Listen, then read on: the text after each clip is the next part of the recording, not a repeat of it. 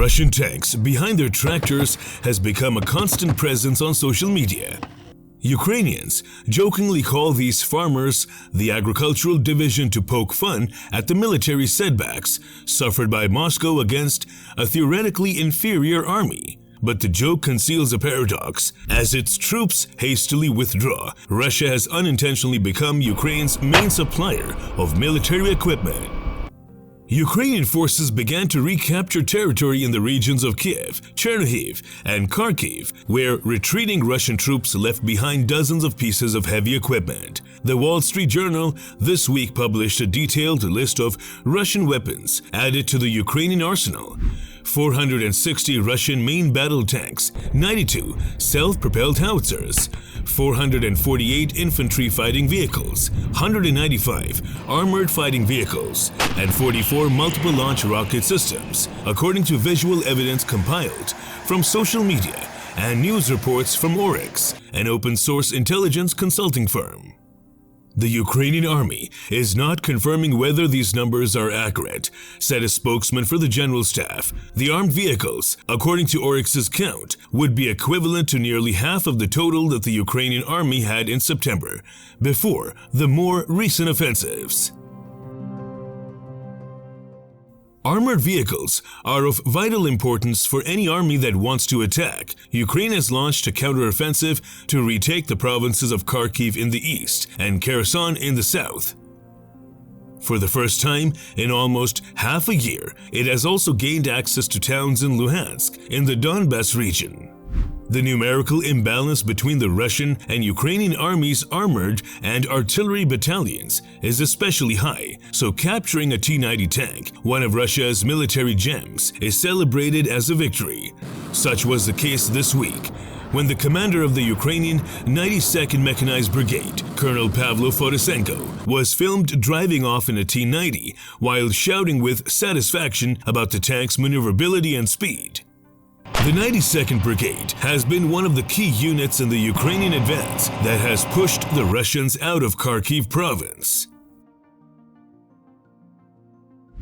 After a review of the mechanical state of the captured material, Russian identification symbols are deleted and replaced with Ukrainian ones. The most commonly captured vehicle, according to the Oryx, are BMP-2 armored infantry transport vehicles. This week, a video of Russian soldiers surrendering in their BMP-2 on the Kherson front went viral on social media. As a white flag, a sign of surrender, they use underwear. Andrei Yusov, head of intelligence at the Ukrainian Defense Ministry, said on Tuesday that so far this fall, more than 2,000 Russian soldiers had called the telephone hotlines that the Ukrainian authorities have made available to enemy soldiers wishing to surrender.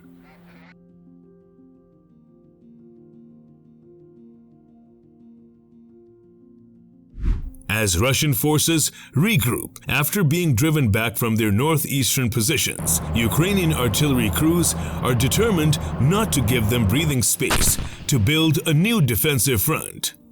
Over the 6 months of Russia's occupation of a swath of eastern Ukraine, the war was dominated by an artillery duel in which Ukraine's beleaguered defenders often found themselves outgunned. But last month, in the northeastern region of Kharkiv, Ukraine turned the battle on its head with a series of offensives led by tanks and infantry, with Kiev's forces outflanking and isolating Russian bastions before forcing them to retreat.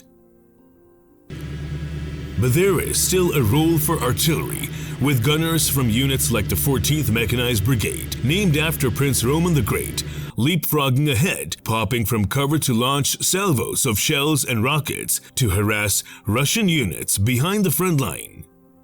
President Vladimir Putin's supporters in Moscow have blamed their recent defeats on the West, arguing that the Russian army is facing a mercenary army with a huge arsenal of NATO weapons, and some advanced systems have indeed been delivered.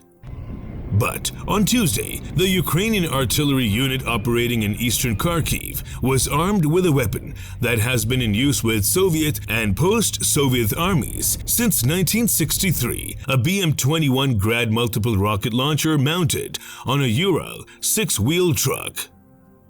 The 6-decade-old design is perfectly adequate for the task at hand, firing high explosives at a concentration of Russian troops, spotted gathered by a warehouse across the front line. In general, this Grad system is good enough for the mission, and I like to work with it, he told AFP. They work in a 6-man crew. The unit leader receives target coordinates over the radio, while a driver moves the truck with its 40 missile tubes from its hiding place and onto exposed farmland, with clear skies between the launch site and Russian lines.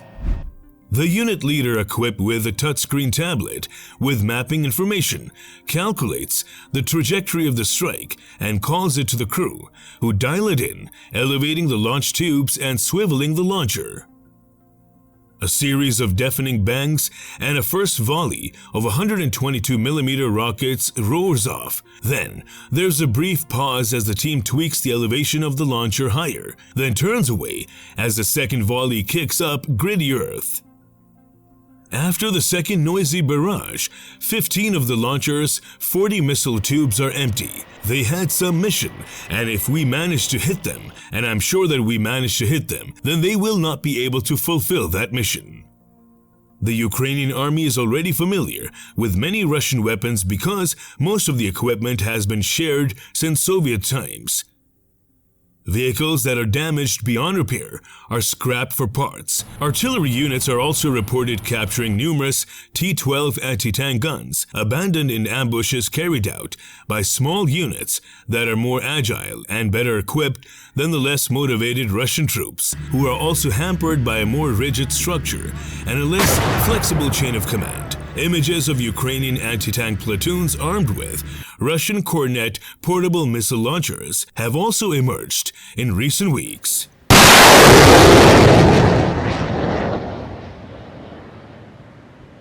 The investigative organization Conflict Intelligence Team concluded last September that with the surprise counteroffensive in Kharkiv, Ukraine had achieved something extraordinary in a war situation, ending up with more armored vehicles than at the start of the battle. Ukraine's ability to resist the Russian onslaught has been above all thanks to the better training of its soldiers and to weapons such as Turkish Bayraktar drones, American M777 howitzers, and the real star of this war, the HIMARS light multiple rocket launcher, also supplied by the United States.